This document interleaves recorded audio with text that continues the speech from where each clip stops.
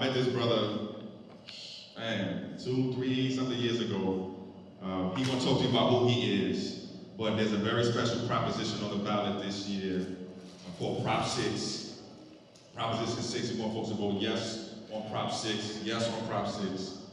And one of, if not the original authors actually, the original author of the bill that created Prop 6 is here in the building right now.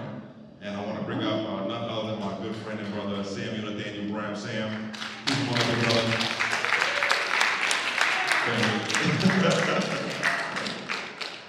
Sir. Peace, everybody. No, that was too weak for me. Peace, everybody. Peace. My name is Nathaniel Brown. I'm the founder and director of the 10P program. It's a program that I created while I was incarcerated, and I'm also the original author of the language that became Prop 6, a bill that I wrote while I was in prison for Prop 6. So I would like to talk to you all about Prop 6. We're here talking about reparations, and we know reparations is basically to repair for the harm that was caused from slavery. People celebrate Juneteenth these days, we advocate for reparations, but the fact of the matter is slavery hasn't ended. Slavery is far from done. You know, they say slavery now has another name. It's true. Many people think that the 13th Amendment abolished slavery, but it didn't. What it did was it conditioned slavery, and it conditioned it on a felony conviction. And there's a mechanism known as due process, and once they run you through that due process machine, if you commit a crime, then you can become a slave, period. And most people don't know that. And so Prop 6, if you're not already aware of it, Prop 6 is something that everybody in here needs to vote yes on. Can y'all say yes on Prop 6? Yes on Prop 6. Can y'all say yes on Prop 6? Yes on Prop 6. Thank you. And so the reason why I support it is because, like I said, I served 24 years in prison. And everybody that I met in the carceral setting was a casualty long before they was an offender. Everybody I met in the carceral setting was a casualty long before they were an offender. They were traumatized. I'm also the pioneer of the theory of emotional illiteracy-based criminality. And that posits that nobody's born bad, nobody's born evil, but people adopt criminality as a coping mechanism for unprocessed traumas. So everybody I knew that was in a gang, everybody I knew that committed a violent crime, they had probably been like molested, called stupid at their house, came from a single-parent household, was made to feel like they was unimportant, and when they walked outside, they met their partners and their friends, they didn't call them stupid. They wasn't touching on them, they wasn't beating them down. They felt like they had somebody they could bond with. So hurt people, y'all all heard that saying before. And so everybody I met in prison was somebody that actually needed a mentor. There was somebody that needed somebody to talk to. There was somebody that needed a space where they could be vulnerable at and learn something. And placing them in prison and making them work for corporations, placing them in prison and making them work for McDonald's, Walmart, 3M, Nintendo, Victoria's Secrets, that's not the answer. So Prop 6 stops that. Prop 6 stops placing forced labor over rehabilitation. It allows people to go to anger management, stress management, victim awareness, victim sensitivity, and get the help that they need instead of being forced to push a broom. I learned how to push a broom in my mama's house. I learned how to wash dishes in my mama's house. I don't need to go to the pen to learn how to do that. I don't need to go to the pen ever. But excuse me for a second, but while I was in the pen, it gave me an opportunity to sit in programs that address some of the issues that I had. I created one, the 10P program. I created this program in 2014, 10 years ago. It helps spearhead what rehabilitation looks like in the state right now, but you wouldn't know it because I was in life in prison. I couldn't get recognized for it, but I'm home now, right? Thank you.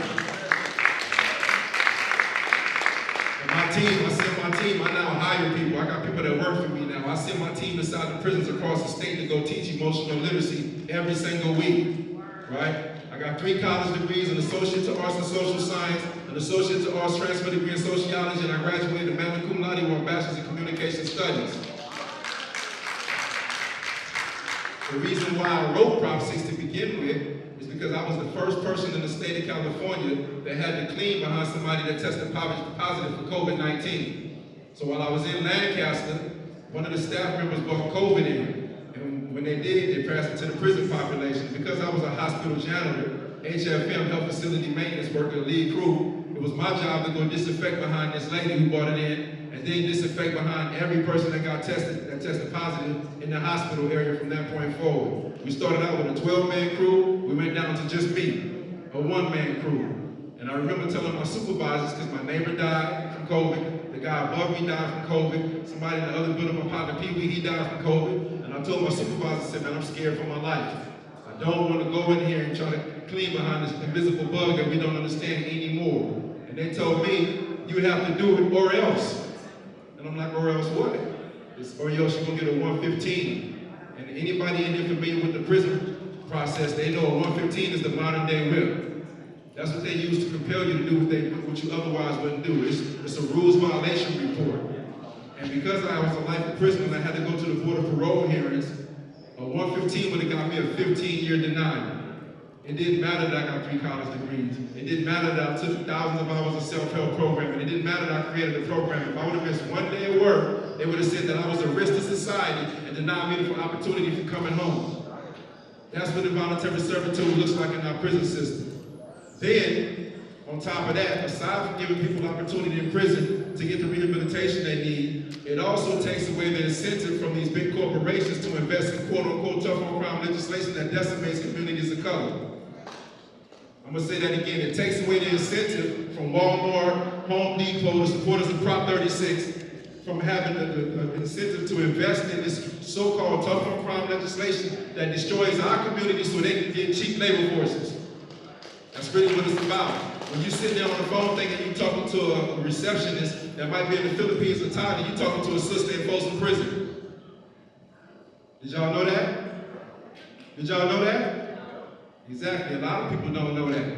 And then these same people, lens crafters. You go to the pen, you work for lens crafters, make all these glasses, then when you get out, they won't even hire you.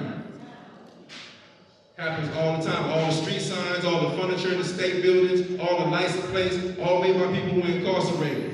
And many of these jobs they can't get when they get out. So it's time for us to put a stop to it. It's time for us to go say yes on Prop 6, stop modern day slavery and involuntary servitude, and change it once for all. And it's going to take all of us voting, right? And let's be clear. Sam Brown didn't do this on my own. This brother right here is the man behind the machine. He helps a great deal. I want to give Brother Chris a hand. Yeah. Real humble, it's the General Chris, I like to call him. So while I'm here wrote the legislation while I was incarcerated, you know what I mean? It takes a group effort, and it's going to take all of us to get it done. It's not a black issue, this is not a white issue, this is a humanitarian issue. This is the issue, the opportunity for all of us to evolve in our shared humanity as a collective, and we got to get it done. So can y'all say yes on Prop 6? Yes on Prop 6. No. Can y'all say yes on Prop 6? Yes on Prop 6. There you go. Peace and blessings. I want to take a couple questions for Sam from my brother Billy. Got a question. I'll take one more. I've got the truth here as well. 1, 2, yes, sir. So do you know whether or not those corporations who benefit off of prison labor, they the ones like pushing against Prop 6? So as of right now, thank you very much for your question, brother. So if y'all look inside y'all voters' manuals and everything, they said that there's no stated opposition against Prop 6. Please do not get rocked to sleep. Do not fall for that. That's a great question. It's said that there's no opposition to Prop 6, but we know that's not true. The same people that are pushing Prop 36 don't want to see a Prop 6, because Prop 6 undermines the prison industrial complex. So while I can't directly say that anybody has come out saying that they support slavery, we know that it's not done until it's done. I done seen it too many times while I was incarcerated. Even with the 3 strikes law, when it was time to be revised, we were sitting in the pen thinking, what was it, Prop 36 back in the day?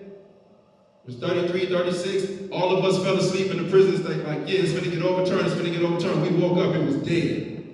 It was dead. They started running these pictures and these videos on the last day, talking about how they was gonna let out a bunch of killers and murderers and rapists, and it was about making life easy for people who were incarcerated, and they killed them. So there's no stated opposition, but we don't believe that these people really want to see it pass, and we need to make sure we stay vigilant. Stay vigilant, tell your neighbors, tell your family, tell your folks, vote yes on Prop 6. Awesome.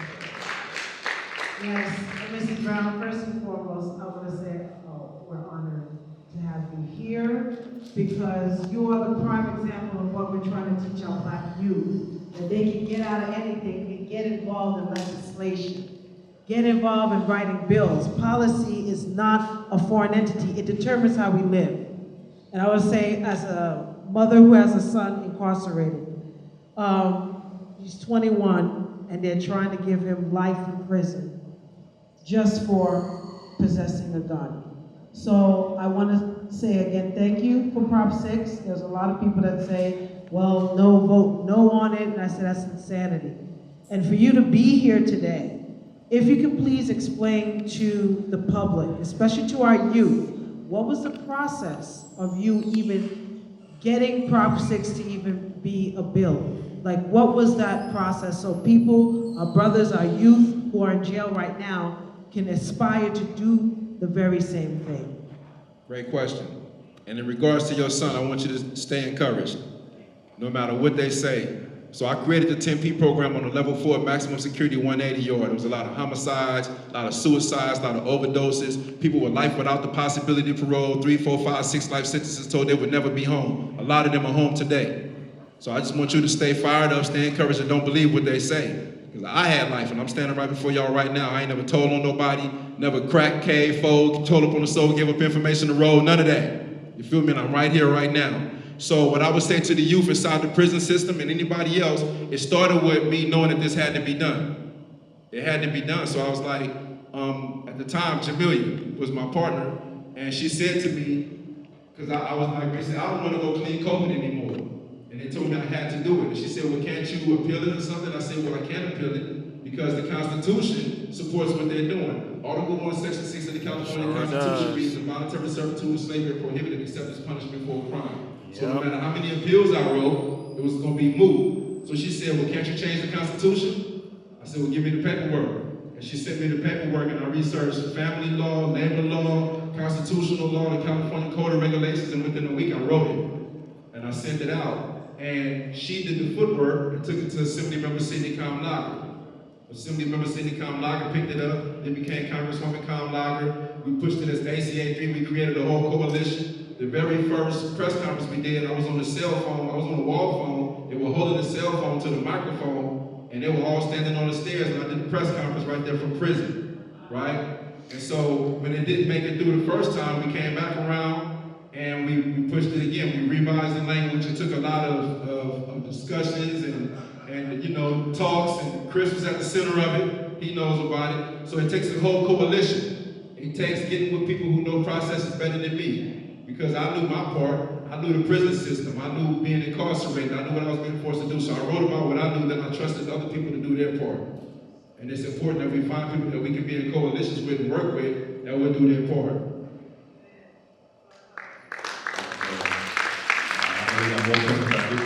Thank you, brother. Thank you. So, fam, we got 2 more, okay? 2 more, okay? 2 more, yes. That better not be my team. 2 more, okay? 2 more candidates, all right? And then we're gonna let you go. Okay? So, thank you, brother. Appreciate it. Please put your hands together one more time for Sam Brown, please. Thank you.